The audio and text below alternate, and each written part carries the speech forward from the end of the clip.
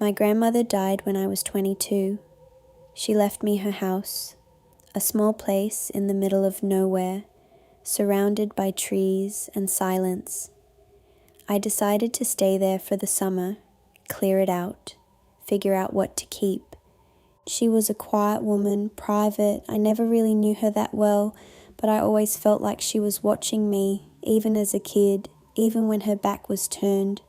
The house was full of photographs, hundreds of them, framed on every wall, stacked in boxes in the closets, old black and white ones dating back decades. Most of them were of people I didn't recognize. I started going through them one afternoon.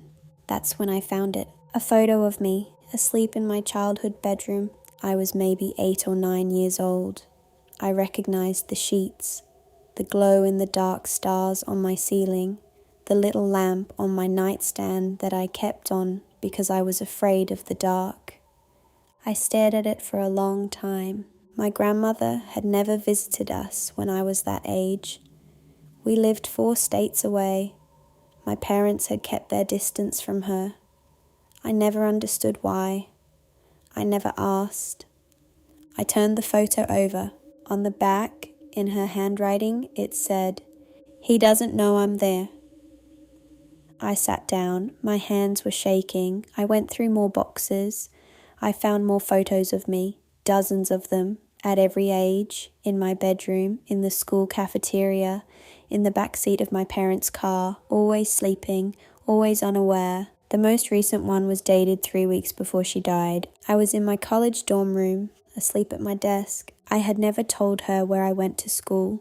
I called my mother that night, asked her why they had kept me away from Grandma. She was quiet for a long time. Then she told me. She said when I was 2 years old, they came home to find my grandmother standing over my crib in the middle of the night. She hadn't been invited. She didn't have a key. All the doors were locked. They never figured out how she got in. When they asked her what she was doing, she said, "Making sure he's still here." They changed the locks, moved twice, cut off contact. I asked my mother what she meant by that. She said she never found out. I drove back to the house the next morning to pack up and leave. I'd decided I was going to sell it. I didn't want anything to do with the place. But when I walked through the front door, something was different. The photographs on the walls had changed. Not all of them, just one, in the hallway, in a thin black frame. It was me, from last night, asleep in my grandmother's house. My eyes were closed, my mouth slightly open, the blanket pulled up to my chin exactly the way I leave it. On the back, it said, "He still doesn't know I'm there." I left and never went back. But sometimes, when I wake up in the middle of the night, I get this feeling like someone was just in the room, like I just missed them, and I don't know if that's worse than seeing them.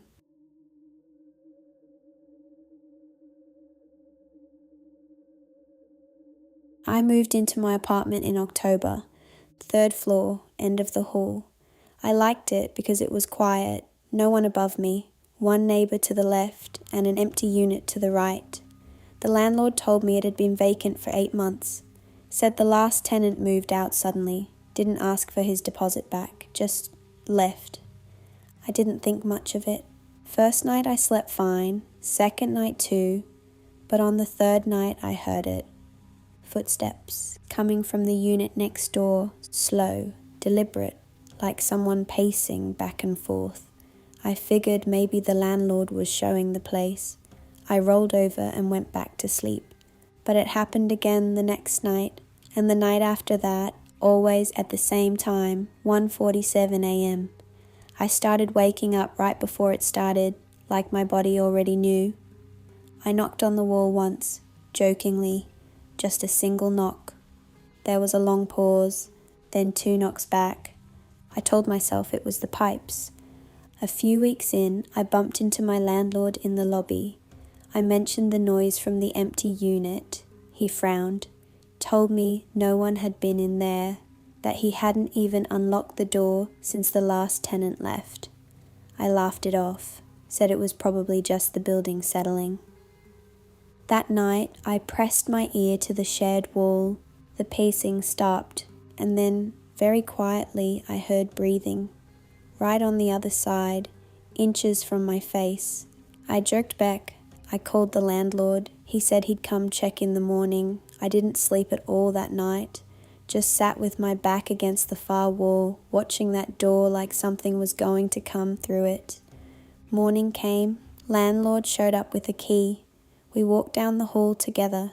He unlocked the door to the empty unit and pushed it open. Empty, completely empty. Bare walls, no furniture, dust on the floor. But the dust near the shared wall was disturbed, like something had been standing there, 2 footprints facing my direction. The landlord went quiet. I pointed at them. He said they were probably from when he last showed the unit months ago, but the footprints were small, narrow, bare feet. I moved out 2 weeks later, told myself I was being irrational, found a new place across town, ground floor, no shared walls. My first night there, I lay in bed, staring at the ceiling. Felt good, felt normal. I took a breath and closed my eyes. Then I heard it, 1:47 a.m. Footsteps right above me. I told the landlord the unit above me was listed as empty. He checked his records and nodded, said no one had moved in yet. I haven't slept since, not because of the footsteps, but because last night they stopped right above my bed, and then something knocked. Once. I didn't knock back.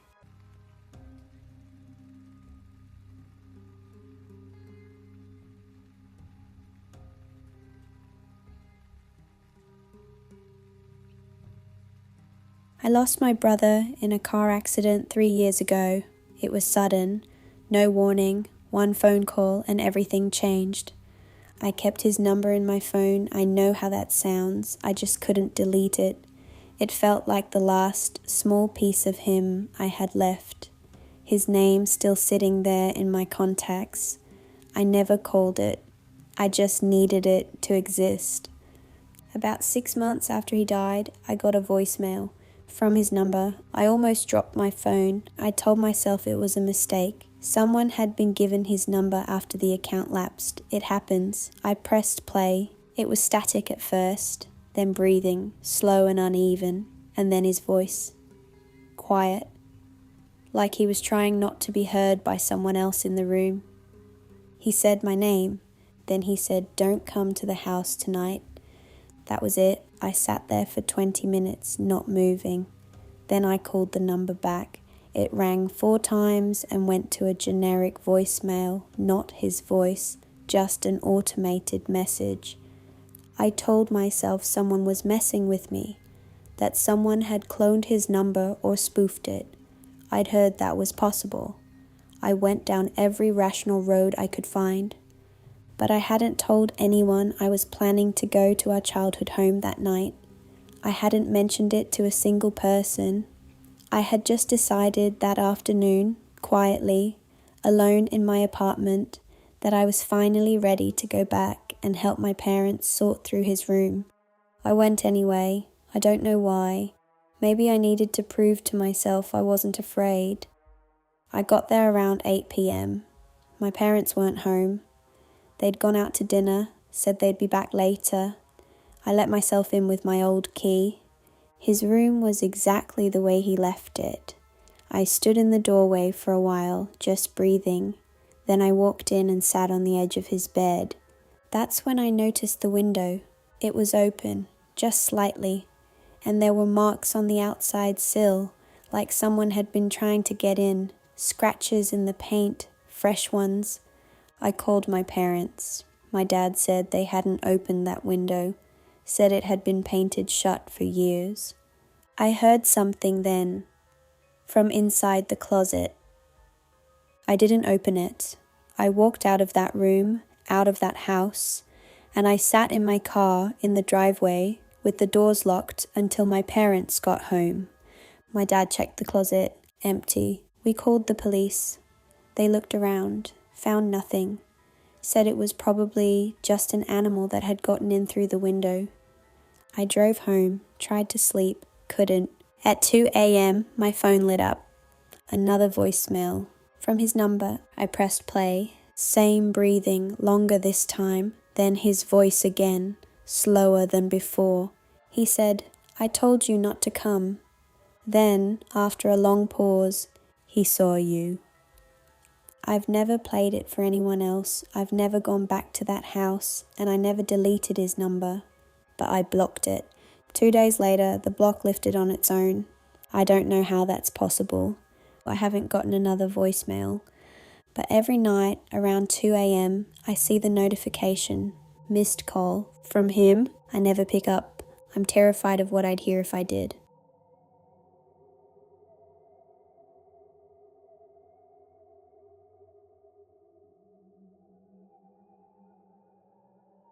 I bought the house because it was cheap.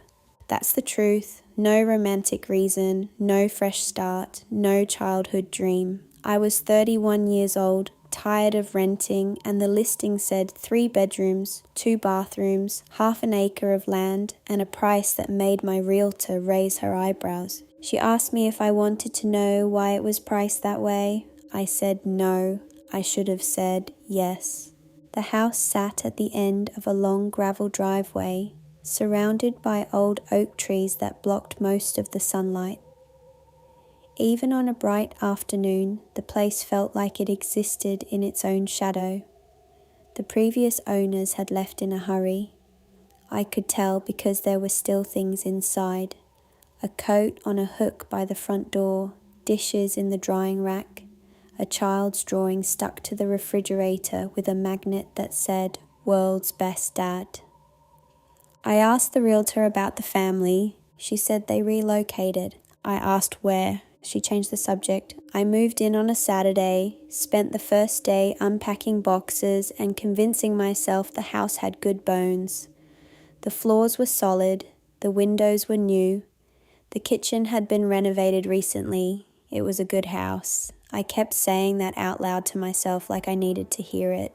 The first strange thing happened that night. I was lying in bed, almost asleep, when I heard a sound from down the hall. A drawer opening, then closing. I lay still for a moment, then I got up, grabbed the flashlight I hadn't unpacked yet, and walked down the hall to the spare bedroom. Nothing. Empty room, bare walls. The window was closed. I checked every corner, checked the closet. Nothing. I told myself the house was settling. Old houses do that. I went back to bed. But the next night it happened again. Same sound, same room, same time, just after 2 a.m.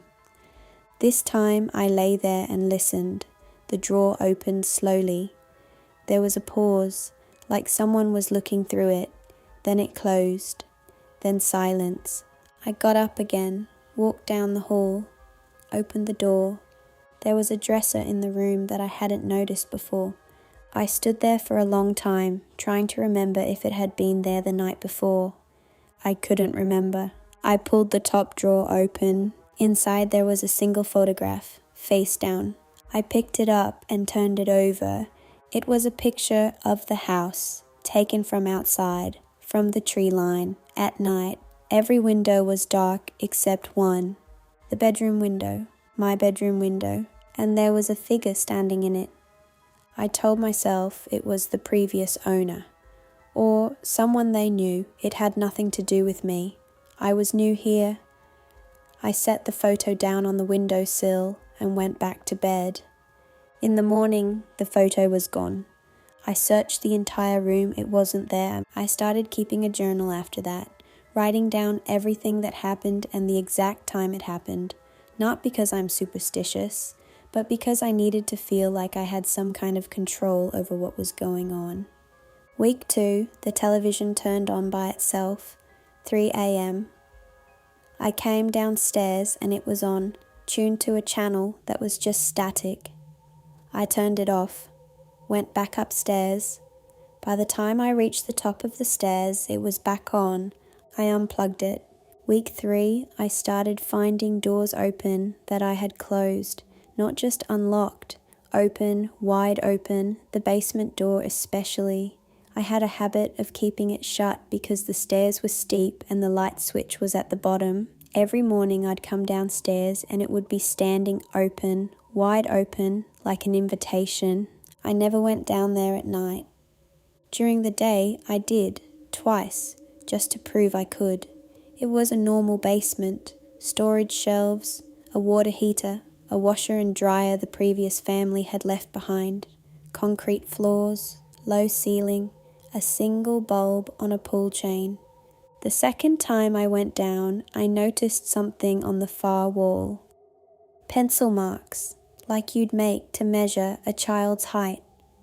Horizontal lines going up the wall, each one with a date written next to it. I leaned in close to read them. The dates started in 2019. The last one was dated 4 days before I moved in. There were 2 sets of marks, 2 children, different heights, growing over time. I stood there in the basement for a long time, reading those dates. Then I noticed a 3rd set of marks I had missed. They were lower on the wall, smaller, not a child's height. They were handprints, small ones, pressed into the wall in a line going from the corner all the way to the base of the stairs, like something had been crawling. I went upstairs and I didn't go back down for 2 weeks. I called my realtor, asked her directly what had happened in this house. She was quiet for a moment. Then she said she wasn't able to discuss the history of the property. I asked her if anyone had died here. She said she wasn't able to discuss it. I asked if the family who lived here before me left by choice. She said she had to go. She never returned another call. The 4th week was when things changed. I woke up at 2 a.m. to the sound of breathing. Not a drawer this time, not a television, breathing in my room. I kept my eyes closed and stayed completely still. My whole body went cold. I listened. It was slow and even, like someone standing still, patient, waiting. I lay there for 4 minutes. I counted. Then the breathing stopped. I opened my eyes. The room was empty, but the closet door was open. I always sleep with it closed. I have since I was a kid. Old habit. That door was always closed when I went to sleep. I got up and I closed it. The next morning, I set up a camera, just my laptop pointed at the room from the dresser, angled to catch the closet and the door and most of the room. I felt ridiculous doing it, but I did it anyway. That night, I lay in bed and stared at the ceiling and waited. At 2:17 a.m., I heard the breathing again. I didn't move. I kept my eyes closed. I focused on staying still, on keeping my breath even. The breathing in the room went on for maybe 3 minutes. Then it stopped. I waited until morning to check the footage. I sat down at my laptop with a cup of coffee and scrubbed through the video. For most of the night, nothing, just me asleep. Dark room, stillness. Then at 2:17, the timestamp matched. Something moved in the corner of the frame, near the closet. A shadow that didn't belong. It shifted like a person adjusting their weight from one foot to the other. It stood there for 3 minutes, completely still except for that one small shift. Then it moved toward the bed. It leaned over me. I watched myself sleeping, completely unaware, while something bent down over my face. Then it straightened up, walked back to the corner, and the closet door swung open on its own, and it was gone. I packed a bag that morning. I drove to a hotel. I sat on the edge of the hotel bed and watched the footage 4 more times. On the 5th time, I noticed something I had missed. When the shadow leaned over me, it turned its head toward the camera, like it knew it was being watched. I sold the house 4 months later, took a loss on it, didn't care. The new owners were a young couple. They seemed excited. I smiled and shook their hands and signed the paperwork, and I did not say a word about any of it. I know how that makes me sound. But here's the thing. The night before I left, I found something slipped under my bedroom door. A photograph, face down. I turned it over. It was the same photo I had found in the dresser drawer. The house from outside, at night, my window lit up, the figure standing in it. But this time there were two figures, one in the window and one in the tree line. Watching the first one, I still have it. I don't know why I kept it. I tell myself it's evidence, proof that I'm not crazy. But sometimes I think I kept it because whatever was in that house wanted me to have it. And I'm not ready to find out why.